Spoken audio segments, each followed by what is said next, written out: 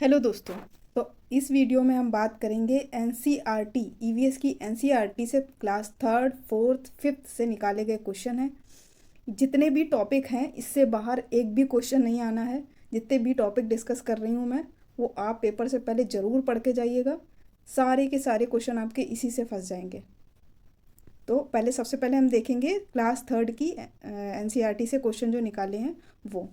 तो हमारे पहला आ जाता है हमारे जानवर। जानवर में हमारे कौन कौन आ जाते हैं? कीड़े आ जाते हैं, पक्षी और सभी स्तनधारी आ जाते हैं, है ना। फिर विष्णु चिंचालकर से संबंधित है। विष्णु चिंचालकर कौन थे? मध्य प्रदेश के चित्रकार जो सूखे पत्तों से चित्रकारी के लिए प्रसिद्ध हैं। फिर हम चूहे के बारे में बात करेंगे। चूहा देखने की क्षमता कम परंतु सूंघने व छूने एवं स्वाद की क्षमता अधिक होती है। इससे भी क्वेश्चन पूछ दिया जाता है। आगे हम बात करेंगे लिंग हु फेन। लिंग हु फेन से बार बार क्वेश्चन पूछा गया है। ये लिंग हु फेन क्या है? सांप का भोजन है जो हांगकांग में बनता है। जो सांप सांप को पका के भोजन बनाया जाता है। कहाँ बनाया जाता है? हांगकांग में बनाया जाता है।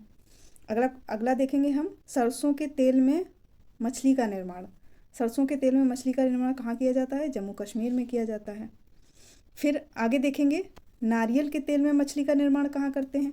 नारियल के तेल में गोवा में करते हैं। सरसों के तेल में जम्मू कश्मीर में करते हैं, नारियल के तेल में गोवा में करते हैं। और नारियल के लिए प्रसिद्ध राज्य कौन कौन से हैं जहाँ नारियल सबसे ज़्यादा पाया जाता है? तो केरल और गोवा, ये नारियल के लिए फेमस है। आगे हम देखते हैं, आगे है टैपियोका। तो टैपियोका क्या है? टैपियोका है केरल में ज़मीन के नीचे उगता है और इसे उबालकर करी के साथ खाया जाता है। तीखी करी के साथ खाया जाता है ना। मुद्राएं क्या है हमारी? मुद्राएं हमारी हाथ एवं चेहरे का हाव भाव है, ना कि रुपया पैसा वाली मुद्राएं। ये हाथ व चेहरे का हाव भाव है। आगे देखते हैं पक्षियों के चोंच की बनावट। पक्षियों के चोंच की बनावट कैसी होती है? उनके भोजन के आधार पर होती है। जैसा वो भोजन करते हैं वैसी उनकी चोंच होती है। मैना के बारे में देखते हैं। मैना अपनी गर्दन झटके से आगे पीछे करती रहती है, जबकि उल्लू जो है वो अपनी गर्दन को पूरा तीन पीछे तक घुमा सकता है। और इससे रिलेटेड क्वेश्चन बार बार पूछे जाते हैं, इनमें आप कंफ्यूज मत हो जाइएगा। उल्लू और मैना में मैना झटके से आगे पीछे करती है गर्दन और उल्लू क्या करता है? अपनी गर्दन पूरा पीछे तक घुमा सकता है, यानी कि 360 डिग्री पूरा उल्लू घुमा लेता है। आगे देखेंगे, आगे हम देखेंगे ब्रेल लिपि के बारे में। ब्रेल लिपि क्या है और इसके खोजकर्ता क्या हैं? तो इनके खोजकर्ता हैं लुई ब्रेल, जो कि फ्रांस के थे। इससे बार बार क्वेश्चन पूछा गया है ब्रेल लिपि से। आपने अगर प्रीवियस ईयर लगाया होगा तो आपको समझ में आ रहा होगा, सारे क्वेश्चन इससे फंस रहे होंगे। तो ब्रेल लिपि के खोजकर्ता कौन थे? लुई ब्रेल, जो कि फ्रांस से थे। विशेषता क्या है इसकी? ये किस पे बनी होती है? मोटे कागज पर नुकीले औजार से निर्मित की जाती है। और कितने बिंदु से निर्मित की जाती है? 6 बिंदु। बार बार क्वेश्चन घुमा के देता है 8 बिंदु, 10 बिंदु, लेकिन 6 बिंदु होते हैं इसमें। और इसे पढ़ा कैसे जाता है? इसे स्पर्श करके आसानी से पढ़ा जाता है। जो लोग ब्लाइंड होते हैं उनके लिए ये ब्रेल लिपि की खोज की गई। और किसने करी? लुई ब्रेल ने करी। आगे देखते हैं स्टापू। स्टापू क्या है? स्टापू है ज़मीन पर खाने बनाकर ठिप्पी के सहारे खेला जाता है। जैसे हम लोग बचपन में गिट्टी से खेलते थे, ज़मीन में चौक से खाने बना देते थे और खेलते थे, ऐसे ही स्टापू होता है जो ज़मीन पर खाने बनाकर ठिप्पी के सहारे खेला जाता है। अब आ जाते हैं मकानों की बनावट के बारे में। मकानों की बनावट, कौन से मकान कैसे बने होते हैं, कहाँ के मकान और किस किस तरीके की उनकी बनावट होती है। तो सबसे पहले देखेंगे असम में कैसे बने होते हैं मकान। तो असम में ज़मीन से 10 से 12 फीट ऊंचे बांस के खंभों पर निर्मित किए जाते हैं। घर के अंदर भी लकड़ी का ही प्रयोग किया जाता है, कारण यहाँ बारिश अधिक होती है। बारिश अधिक होने के कारण में ये बांस के मकान बनाए जाते हैं और ज़मीन से 10 से 12 फीट ऊंचे बनाए जाते हैं। क्यों? क्योंकि नीचे पानी भर जाएगा तो रहने में दिक्कत आएगी। और ये क्वेश्चन भी पूछ दिया जाता है कि मोलन गांव कहाँ स्थित है, तो मोलन गांव असम में स्थित है। अब आगे देखते हैं मनाली में। मनाली में कैसे मकान होते हैं, मनाली कहे या हिमाचल प्रदेश कहे एक ही बात है। तो यहाँ घर का निर्माण कहाँ किससे किया जाता है, लकड़ी तथा पत्थर से किया जाता है। मनाली और हिमाचल प्रदेश में घर का निर्माण कैसे करते हैं, लकड़ी और पत्थर से करते हैं। पत्थर की मोटी दीवार होती है, छत और फर्श क्या होती हैं, लकड़ी की होती हैं। अगर पूछ दे पत्थर की मोटी दीवार, छत और फर्श लकड़ी की, कहाँ ऐसे घर कहाँ पाए जाते हैं, तो कहाँ पाए जाते हैं, मनाली और हिमाचल प्रदेश में पाए जाते हैं। आगे देखते हैं, आगे है हमारा राजस्थान। राजस्थान में कैसे घर बने होते हैं, राजस्थान के घर तो आप लोगों ने देखे ही होंगे, अगर जो भी उदयपुर या जोधपुर घूमने गया होगा। तो यहाँ पे कैसे घर बने होते हैं, मिट्टी से निर्मित मोटी दीवारें तथा छत कटीली झाड़ियों से निर्मित। क्योंकि भाई यहाँ पे राजस्थान में गर्मी बहुत होती है, इस वजह से मिट्टी की मोटी दीवारें बनाई जाती हैं ताकि उनमें अंदर ठंडक बनी रहे। और जो छत कटीली झाड़ियों से, क्योंकि रेगिस्तान इलाका है ना, इसलिए। अब आगे देखते हैं, आगे है हाउस बोट। हाउस बोट कहाँ पे बनी होती हैं, ये जम्मू कश्मीर में बनी होती हैं। 80 फीट लंबी होती हैं, 8 से 9 फीट चौड़ी होती हैं ये हाउस बोट। अगर कहे पत्थर की मोटी दीवारें, लकड़ी की ढालू छतें और 2 मंजिला भी हो सकती हैं, ये कह सकता है 2 मंजिला मकान होते हैं और पत्थर की मोटी दीवारें होती हैं और लकड़ी की ढालू छतें होती हैं, तो कहाँ होती हैं, ये जम्मू कश्मीर में होती हैं। इस तरीके से भी क्वेश्चन पूछ सकता है आपसे। आगे देखते हैं, तो ये थे सारे मकानों की बनावट। आवास कैसे होते हैं, असम में कैसे होते हैं, मनाली में कैसे होते हैं, राजस्थान में कैसे होते हैं और जम्मू कश्मीर में कैसे होते हैं। हाउस बोट के बारे में पूछ सकता है और ऐसे भी पूछ सकता है जम्मू कश्मीर में कि पत्थर की मोटी दीवारें, लकड़ी की ढालू छतें और 2 मंजिला घर कहाँ होते हैं, जम्मू कश्मीर में होते हैं। आगे देखते हैं, आगे इलायची एवं बादाम युक्त चाय कहाँ होती है, जम्मू कश्मीर में, जिसको कहवा कहते हैं। शिकारा, शिकारा क्या है, डल झील में चलने वाली नाव है जो जम्मू कश्मीर में चलती है। आगे देखते हैं, बावड़ी क्या है, बावड़ी राजस्थान में पानी के तालाब तथा गुजरात में कुआं है। और गुजरात में क्या बोलते हैं, रानी की बाव भी बोलते हैं, बावड़ी भी बोलते हैं, है ना। टाका क्या है, टाका भी राजस्थान में बारिश का पानी एकत्र करने का स्थान है। तो बावड़ी क्या है, टाका क्या है, ये हमने देख लिया। अब क्लास 4th की एनसीईआरटी से जो कुछ डिस्कस करेंगे। वीडियो में अंत तक बने रहिए क्योंकि ये क्लास आपके लिए बहुत इंपॉर्टेंट होने वाली है। इसी से सारे क्वेश्चन एग्जाम में फंस जाएंगे। ईवीएस में जो 15 नंबर के आएंगे, इससे बाहर कुछ नहीं जाएगा। तो अगर आपको वीडियो अगर पसंद आए तो उसको लाइक करिएगा, शेयर करिएगा और सब्सक्राइब करना बिल्कुल मत भूलिएगा। तो क्लास 4 की एनसीईआरटी से कुछ क्वेश्चन निकाले हुए हैं, वो डिस्कस करेंगे। बांस व रस्सी के बने पुल कहाँ पे होते हैं, असम में होते हैं। और रस्सी एवं ट्रॉली, लकड़ी से बना झूला का यातायात में प्रयोग कहाँ किया जाता है, लद्दाख में किया जाता है। अगर पूछे बांस व रस्सी के बने पुल कहाँ हैं, तो वो असम में है। और रस्सी तथा ट्रॉली, लकड़ी से बना झूला यातायात में प्रयोग करते हैं, तो कहाँ करते हैं, लद्दाख में। आपने देखा होगा बच्चे उसी से झूले से स्कूल जाते हैं। आगे देखते हैं, सीमेंट, ईंट तथा लोहे का पुल कहाँ होता है, मैदानी क्षेत्रों में होता है, हमारे इधर ही होता है। बल्लम, बल्लम क्या है, हमारी लकड़ी की बनी छोटी नाव है जिसका प्रयोग केरल में यातायात के लिए किया जाता है। बल्लम का प्रयोग कहाँ किया जाता है, केरल में किया जाता है। आगे देखते हैं, आगे है ऊंट गाड़ी। ऊंट गाड़ी रेगिस्तान में यातायात के प्रयोग के रूप में रेगिस्तान में यातायात के लिए प्रयोग की जाती है। और बैलगाड़ी मैदानी क्षेत्रों में, हमारे यहाँ बैलगाड़ी होती है, रेगिस्तान में ऊंट गाड़ी होती है। आगे देखेंगे बर्फीले रास्ते। बर्फीले रास्ते कहाँ होते हैं, उत्तर के पहाड़ी क्षेत्रों में होते हैं। और ऊबड़ खाबड़ पथरीले रास्ते कहाँ होते हैं, वो उत्तराखंड में होते हैं। अब देख लेते हैं, पक्षियों के कान होते हैं या नहीं होते हैं। तो क्या होता है, इनके सिर के दोनों तरफ 2 छिद्र होते हैं जो पंख से ढके होते हैं। यानी कि पक्षियों के कान होते हैं, कैसे होते हैं? 2 छिद्र होते हैं जो पंख से ढके होते हैं। आगे देखते हैं हम, छिपकली तथा मगरमच्छ के कान कैसे होते हैं? सिर के दोनों तरफ 2 छोटे छोटे छेद होते हैं।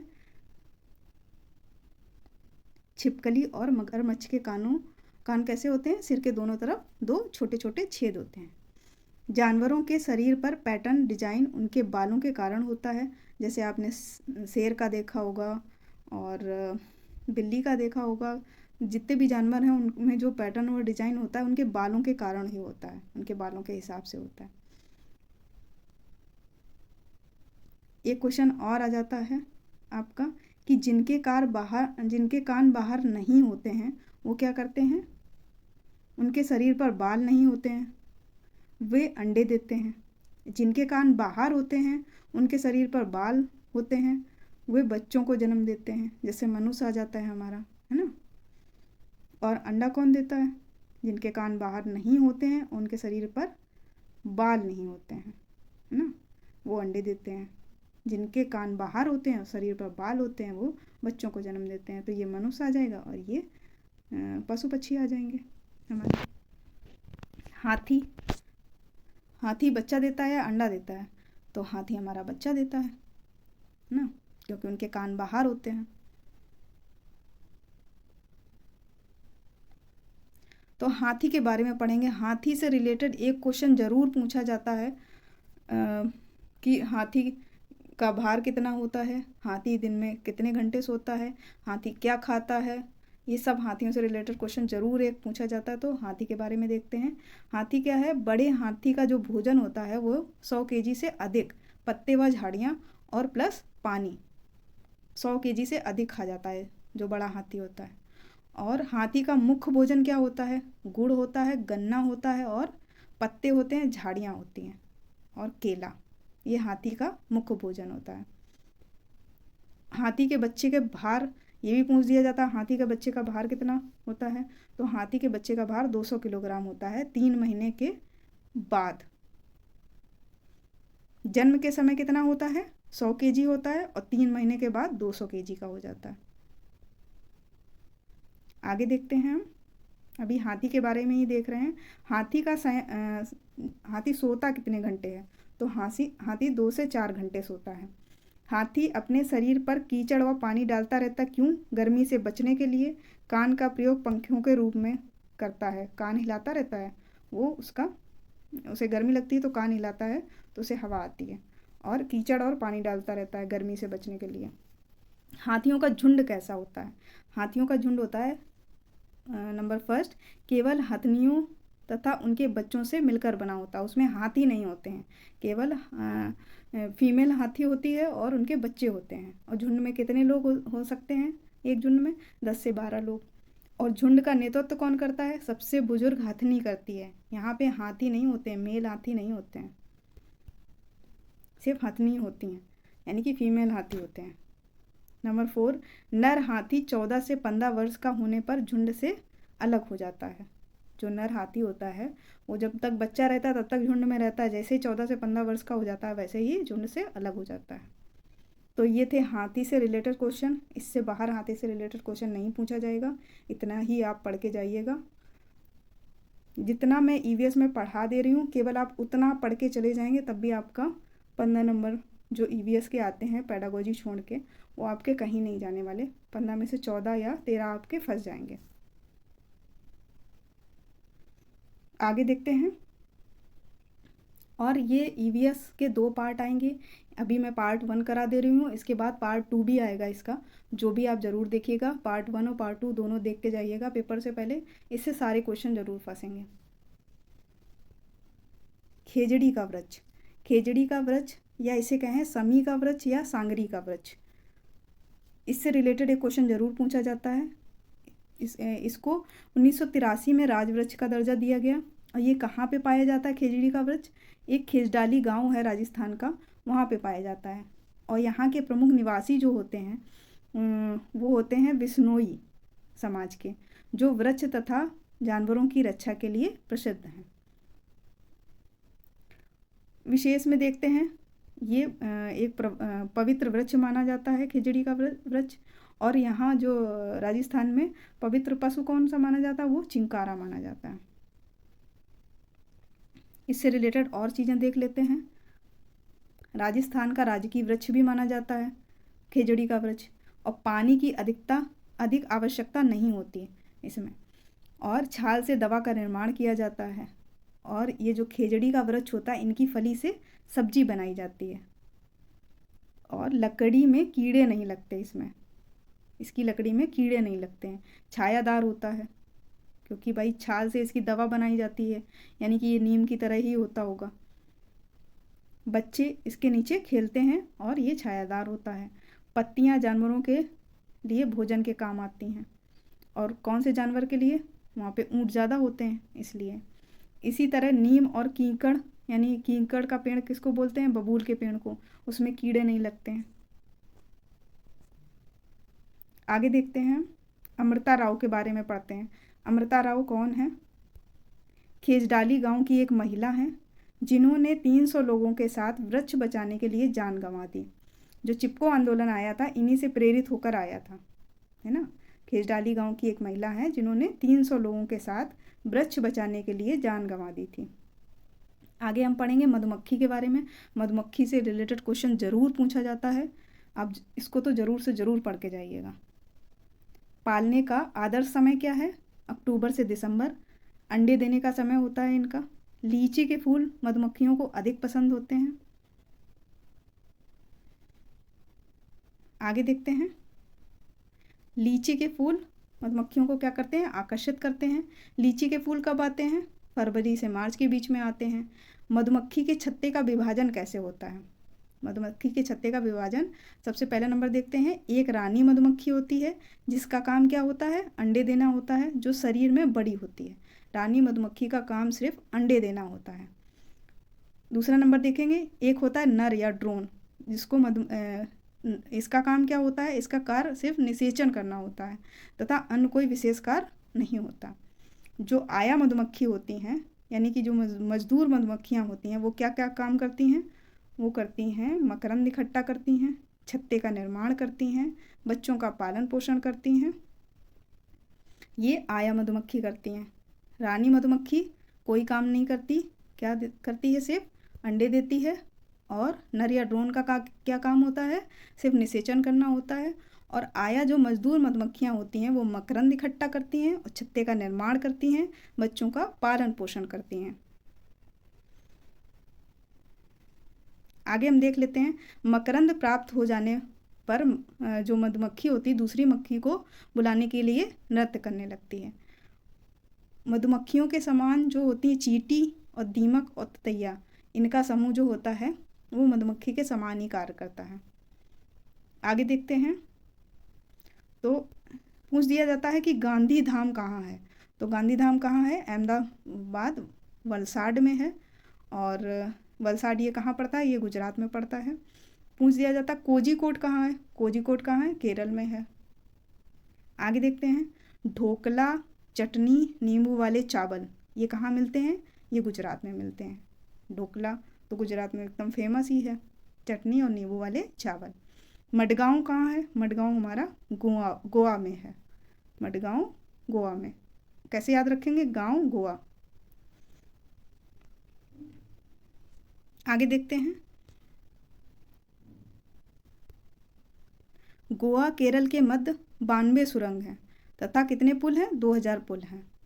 अगर पूछ दे आपसे बटाटा वड़ा, पूरी साग, ठंडा दूध कहाँ मिलता है? तो कहाँ मिलता है? हमारा वलसाड में मिलता है। वलसाड कहाँ है? अभी देखा था, गुजरात में है।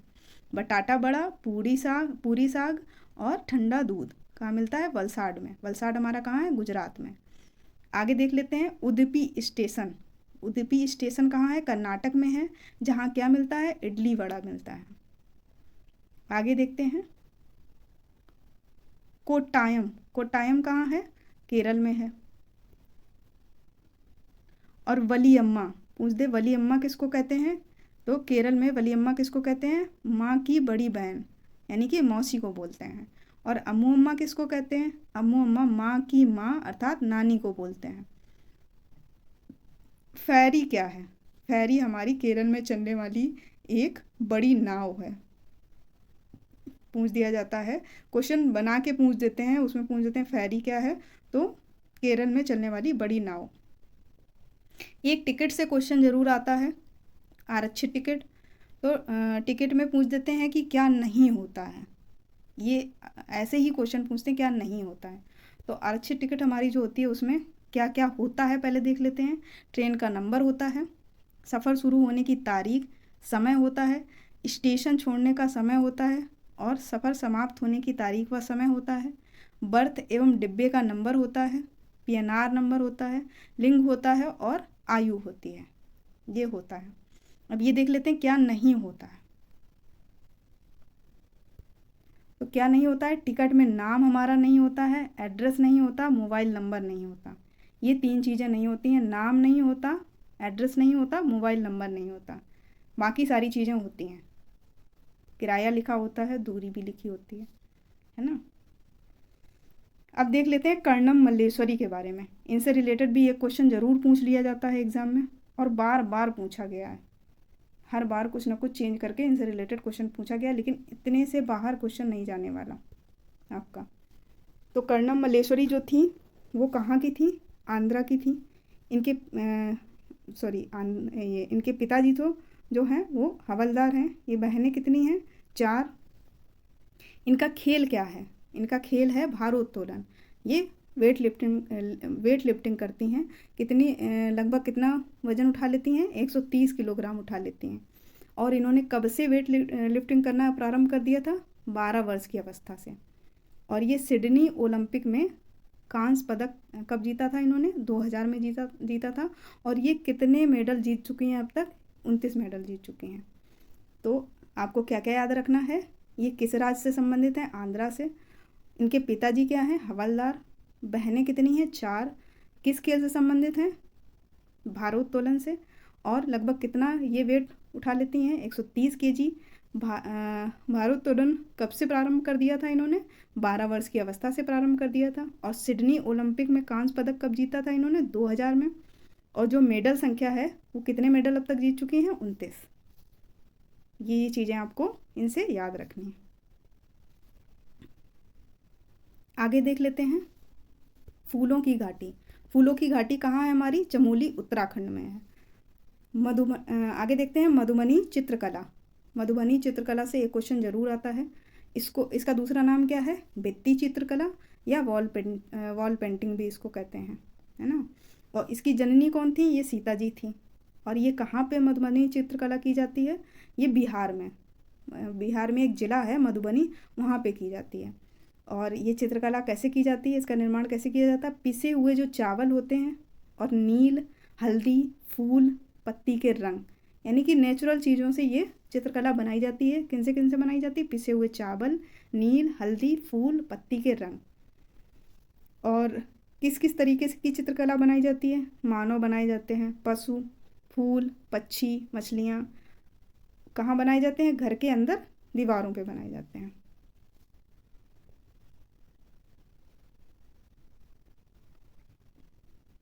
आगे देख लेते हैं। आगे है कौवे तक देख लेते हैं। आगे है कचनार की सब्जी। कचनार की सब्जी कहाँ पे बनाई जाती है? उत्तर प्रदेश में। हम लोग बहुत कचनार की सब्जी खाते हैं। और सहजन कहाँ फेमस है? महाराष्ट्र में फेमस है। केले के फूल की सब्जी कहाँ बनाई जाती है? केरल में बनाई जाती है केले के फूल की सब्जी। रंग का निर्माण जो होता है वो ये इससे संबंधित है। मधुबनी पेंटिंग में रंग का निर्माण किससे किससे होता है? गुलदावरी से होता है और जीनिया से होता है। गुलदावरी और जीनिया के फूल से रंग का निर्माण किया जाता है मधुबनी पेंटिंग के लिए। आगे पूछ रहा है आपका डेरा गाजी खान। डेरा गाजी खान कहाँ है? पाकिस्तान के सोहना गांव में है। पाकिस्तान में है आपका डेरा गाजी खान, और जो सोहना गांव है वो हरियाणा में है। डेरा गाजी खान कहाँ है? पाकिस्तान में है। सोहना गांव कहाँ है? हरियाणा में है। ये आपको याद रखना है। आगे देखते हैं। आगे वेलबनिका गांव। वेलबनिका गांव कहाँ है? कर्नाटक में है, जो प्याज उत्पादन के लिए फेमस है। यहाँ पे बहुत बड़े बड़े प्याज होते हैं। खूंटी किसको कहते हैं? कुदाल को कहते हैं। कुरिगे किसको कहते हैं? हल को कहते हैं। इलगे किसको कहते हैं? पहसुल को कहते हैं। तो खूंटी किसको कहते हैं? कुदाल को, कुरिगे, हल को, इलगे, पहसुल को कहते हैं। अब देख लेते हैं गीजूभाई बधेका के बारे में। ये कौन है? गीजूभाई बधेका गुजरात के एक कहानी लेखक हैं। बस आपको इनके बारे में इतना ही पढ़ना है। अब देख लेते हैं पशु पक्षियों के बारे में। तो पक्षी हमारा इंडियन रॉबिन या कालचिड़ी का घोंसला, ये इनके घोंसलों के बारे में पढ़ते हैं। ये घोंसले कौन कौन, कहाँ पक्षी कौन घोंसला कहाँ बनाते हैं अपना। तो इंडियन रॉबिन है या कालचिड़ी अपना घोंसला कहाँ बनाता है? पत्थरों के बीच में, जड़ में, ऊन, जड़ और ऊन, बाल, रुई आदि से निर्मित करता है। पत्थरों के बीच में हल्की हल्की चीज़ें लेके आता है, जैसे जड़ें लेके आ जाता है, ऊन, बाल, रुई इनसे निर्मित करता है ताकि घोंसला थोड़ा सॉफ्ट रहे, क्योंकि वो पत्थरों के बीच में बनाता है। रॉबिन का भोजन क्या होता है? कीड़े मकोड़े। पत्थरों के बीच में और उसको क्या मिलेगा? कीड़े मकोड़े खाता है। तो इंडियन रॉबिन अपना घोंसला कहाँ बनाता है? पत्थरों के बीच में बनाता है। किससे बनाता है? जड़ से, ऊन से, बाल से, रुई से, इनसे बनाता है। और खाता क्या है? कीड़े मकोड़े खाता है। कौवा अपना घोंसला कहाँ बनाता है? कहते हैं कौवा बहुत चालाक होता है, तब भी ये अपना घोंसला कहाँ बनाता है? पेड़ की सबसे ऊंचाई पर बनाता है, तार पे, लकड़ी से निर्मित करता है। और कोयल इनसे भी ज़्यादा चालाक होती है, इनके ही घोंसले में अंडे दे आती है और कौवा अपने अंडे समझ के उनको सेता रहता है। उसको अपने और कोयल के अंडे में फ़र्क करना नहीं पता होता है, क्योंकि सेम अंडे होते हैं, फ़र्क नहीं कर पाता है। इतना होशियार होता है, पेड़ की सबसे ऊंची डाल पे घोंसला बनाता है। लेकिन कोयल इनसे भी ज़्यादा चालाक होती है, वो अपने अंडे जो है इन्हीं के घोंसले में रख देती है और ये अपना बच्चा समझ के उनको सेता रहता है। तो ये थे आज के ईवीएस के कुछ टॉपिक जो हमने डिस्कस करे। इसका पार्ट 1 आप इसका पार्ट 2 भी आएगा। पार्ट 1 और पार्ट 2 हो सकता है पार्ट 3 तक जाए, तो आप इनके तीनों पार्ट देख के जाइएगा और इससे बाहर कोई भी क्वेश्चन नहीं आएगा। मैं बार बार यही रिपीट कर रही हूँ, क्योंकि आपने अगर प्रीवियस ईयर लगाया होगा तो अब तक आप समझ गए होंगे कि इससे क्वेश्चन फंस रहे होंगे आपके। तो वीडियो आपको पसंद ही आया होगा, तो लाइक करिए, शेयर करिए एंड सब्सक्राइब करिए। Thank you.